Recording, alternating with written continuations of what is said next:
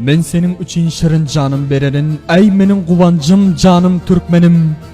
Hem de sana bu cahanım bererin, sen menin barlığım kanim Türkmenim. Edin yanım, edin. Sen bolmasan men hem yok men cahanda, seninle yaşayan uyan bu yanda, başkalar gezseler bugün kayhanda. Sensin menin mavi asmanım Türkmenim.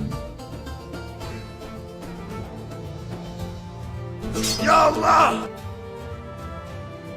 Bunu bilmeyandan feryat edermen, bilin deyip dadu bidat edermen, canım berip seni men şat edermen. Damarımda yüren hanım Türkmenim.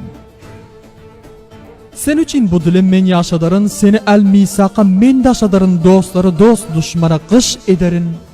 Boy senç hem kuvancın kanı Türkmenim. Bu didigim menin ayrımcılık değil, insan bile bana ayrılık mahal. Başkalar hem görsün vermesin macal. Deng olmaktır din imanım Türkmenim.